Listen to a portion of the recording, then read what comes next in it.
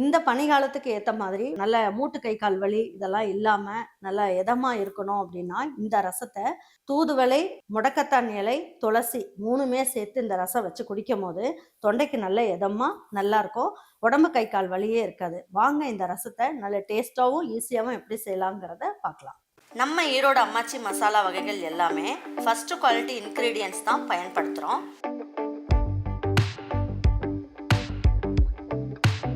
வாங்குகிற பொருட்கள் எல்லாமே முறையாக ஜலிச்சு பொன் வறுவலாக வறுத்து சரியான பதத்தில் அரைக்கிறோம். அரைச்ச மசாலாவை நல்லா ஆற வச்சு மறுபடியும் ஜலிச்சு சரியான அளவில் பேக் பண்ணி உங்கள் வீட்டுக்கே சேஃப் அண்ட் செக்யூர்டாக டெலிவரி பண்ணுறோம். நம்ம மசாலா வகைகள் மற்றும் சத்து மாவு, ரெடிமேட் இட்லி மாவு, இடியாப்ப மாவு எல்லாமே நீங்கள் வாட்ஸ்அப் மற்றும் வெப்சைட்டில் ஆர்டர் பண்ணி வாங்கலாம். இதில் ரொம்ப முக்கியமான விஷயம், இது full and full pure homemade masala. நம்ம எல்லாருக்குமே ஆரோக்கியம் தானேங்க முக்கியம். பாருங்கள், இன்றைக்கி முடக்கத்தான் இலை, தூதுவளை இலை, துளசி இலை 3 இலையும் வச்சு இன்றைக்கி அருமையான ரசம் வைக்க போகிறோம். இதெல்லாம் சேர்த்து நம்ம ஒரு ரசம் வைக்கும் போது உடம்பு கை கால் வலியும் இருக்காது. அதுக்கப்புறமா சளி, இருமல், காய்ச்சல் இதெல்லாமே நமக்கு நல்லாயிரும். பாருங்கள், இதுக்கு 1 ஸ்பூன் அளவுக்கு ஜீரகம் எடுத்துக்கலாம். இதில் 1 ஸ்பூன் அளவுக்கு மிளகு எடுத்துக்குவோம். 1/4 ஸ்பூன் அளவுக்கு முழு மல்லி இதையும் சேர்த்துக்குவோம். பாருங்கள், இந்த மாதிரி இந்த ரசத்துக்கு 2 கிராம்பு சேர்க்குறேன். பாருங்கள், ஒரு 1/4 ஸ்பூனோட கம்மியாக பெருங்காயம் சேர்த்துக்கலாம். சேர்த்துட்டு இதை பல்ஸில் போட்டு எடுத்துக்கலாம். இதில் ஒரு 5 சின்ன வெங்காயம் சேர்த்துக்கலாம். பாருங்கள், முடக்கத்தான் இலை இந்த அளவுக்கு எடுத்துக்குவோம். கசப்பாக இருக்குமோ அப்படின்லாம் நீங்கள் நினைக்க வேண்டாம். இதுலேயே ஒரு 6-7 துளசி இலையும் எடுத்துக்கோங்க. இது எல்லாமே ரொம்ப நல்லது. இதுலேயே நம்ம தூதுவளை இலையும் எடுத்துக்கலாம்.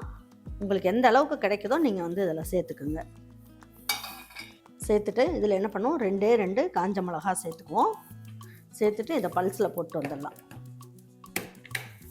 இது எல்லாமே தனித்தனியாக எடுத்து ரெடியாக வச்சிட்டோம் அப்படின்னா நமக்கு செய்யறது ரொம்ப ஈஸியாகும்.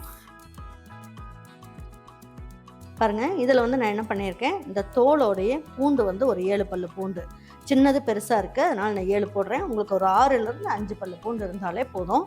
இதையும் சேர்த்துக்கலாம். இதில் கொஞ்சமாக கருவேப்பிலை பல்ஸில் போட்டு எடுத்துக்கலாம். நல்ல வாசனையாக சூப்பராக இருக்கும். இதையும் எடுத்து வச்சாச்சு. வாங்க இதை சூப்பரான ஒரு ரசம் ஜம்முன்னு செஞ்சிடலாம். புளி எப்படின்னு பார்த்தீங்கன்னா இந்த அளவுக்கு புளி எடுத்துக்கோங்க. அழுத்தி எடுத்திங்கன்னா ஒரு எலுமிச்சம்பழம் சைஸ் அளவுக்கு வரும். இப்போது இதை என்ன பண்ணியிருக்கேன், நல்லா ஊற வச்சு எடுத்து வச்சுருக்கேன். இந்த ஊற வச்ச புளியை நல்லா கரைச்சிட்டு வடிகட்டி இதில் ஊற்றிக்கலாம் பாத்திரத்தில்.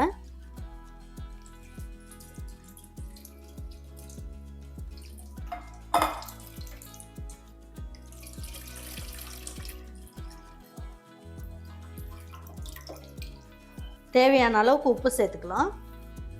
இப்போ ஒரு 1/4 சிட்டிகை அளவுக்கு மஞ்சள் தூள். பாருங்க, இதில் 3 தக்காளி எடுத்திருக்கேன். இந்த 3 தக்காளியும் நல்லா கையை வச்சு நல்லா கரைச்சி விட்ருவோம். பாருங்கள், இந்த இடித்து வச்சுருக்க, அதாவது நம்ம மல்லி, மிளகு, ஜீரகம், பெருங்காயம் எல்லாம் போட்டு நல்லா பொடி பண்ணி வச்சுருக்கேன். இந்த பொடியும் இதில் சேர்த்துக்கலாம். சேர்த்துட்டு எல்லாம் ஒன்றா சேர்ந்து நல்லா கரைச்சிக்கலாம். பாருங்கள், இந்த அளவுக்கு நல்லா தக்காளியை நல்லா கரைச்சி வச்சிடலாம். கரைச்சிட்டு தேவையான அளவுக்கு தண்ணியும் நம்ம சேர்த்துக்கலாம். ஏன்னா இந்த ரசம் நீங்கள் எவ்வளோ வேணாலும் ஊற்றி சாப்பிட்லாம். நல்லா நெஞ்சு சளிக்கு, உடம்பு கை கால் வலிக்கு எல்லாத்துக்குமே இந்த ரசம் ரொம்ப நல்லாயிருக்கும். இந்த அளவுக்கு சேர்த்து வச்சுக்குவோம். இந்த மாதிரி ரசம்லாம் மண் சட்டியில் வைக்கும் போது இன்னும் மண் மணமும் சேர்ந்து நமக்கு நல்ல டேஸ்ட் கிடைக்கும். அதனால் மண் சட்டி இருந்தால் மண் சட்டியில் செய்யுங்க. பாருங்கள், இந்த ரசம் வைக்கிறதுக்கு நெய் ஒரு 1/4 ஸ்பூன் அளவுக்கு சேர்த்துக்கலாம். இப்போ இதில் நல்ல நெய் நல்லா காஞ்சிருச்சு. ஒரு 1/4 ஸ்பூன் அளவுக்கு கடுகு சேர்த்துக்கலாம். ஒரு பிஞ்ச் அளவுக்கு வெந்தயம். பாருங்கள், இப்போ இது நல்லா பொரிஞ்சிருச்சு. இப்போ ஒரு இனுக்கு அளவுக்கு கருவேப்பிலை சேர்த்துக்கலாம். ஒரு காஞ்ச மிளகாயை நல்லா பிச்சுட்டு போட்டுக்கலாம். நல்லா வதக்கிடுங்க. இப்போ நம்ம அரைச்சி வச்சுருக்க இந்த கீரை இருக்கு இல்லையா, இந்த கீரையும் எடுத்து நல்லா, சின்ன வெங்காயமும் இருக்குது, அதனால் எல்லாத்தையும் நல்லா ஒரு வதக்கு லேசாக வதக்கிட்டுங்க. இப்போ நல்லா கொஞ்சம் நல்லா வதக்குனதுக்கப்புறம் நம்ம எடுத்து வச்சுருக்க பூண்டு, இதில் கீரையெல்லாம் சாரெல்லாம் ஒட்டியிருக்கு. இந்த தண்ணியும் இதில் சேர்த்துக்கலாம். சேர்த்துட்டு நம்ம கலக்கி வச்சுருக்க இந்த ரசம் இதையும் எடுத்து இதில் சேர்த்துக்கலாம்.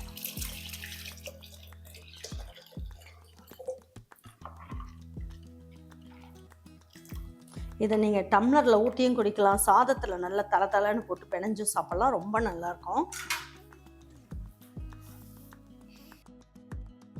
சும்மா அங்கங்கே ஒரு கொதி வந்தால் போதும், ரொம்ப நேரம் கொதிக்கக்கூடாது.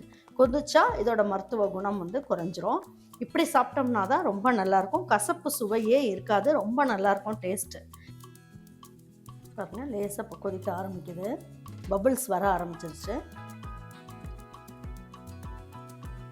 பாருங்கள், அங்கங்கே கொதிக்கிறதுக்கு ஆரம்பிக்குது இல்லையா. இப்போது இதில் வந்து நம்ம என்ன பண்ணலாம், கொத்தமல்லி இலை, கருவேப்பிலை நல்லா பிச்சுட்டு ஃப்ரெஷ்ஷாக போட்டுக்குங்க, ரொம்ப நல்லாயிருக்கும். சூப்பராக நல்ல மணமணமாக இருக்குது, கமன்னு இருக்குது ரசம். இதை நீங்கள் ஊற்றி சாப்பிட்டீங்கன்னா உடம்பு வந்து நல்லா கலகலன்னு இருக்கும். உங்களுக்கு வந்து உடம்பு கை கால் வலி எதுவுமே இருக்காது இந்த ரசம் சாப்பிடும் போது. செஞ்சு பார்த்துட்டீங்க அப்படின்னா உங்கள் வீட்டில் இருக்கவங்க திரும்ப திரும்ப கேட்பாங்க, அந்த அளவுக்கு டேஸ்ட்டு அட்டகாசமாக இருக்கும். செஞ்சு பார்த்துட்டு அவங்களுக்குலாம் பிடிச்சிருந்ததுன்னா லைக் பண்ணுங்கள், ஷேர் பண்ணுங்கள், சப்ஸ்கிரைப் பண்ணுங்கள், மறந்துடாமல் கமெண்ட்ஸ் பண்ணுங்கள். தேங்க்யூ ஃபார் வாட்சிங் ஈரோடு அம்மாச்சி சமையல். தேங்க்யூ.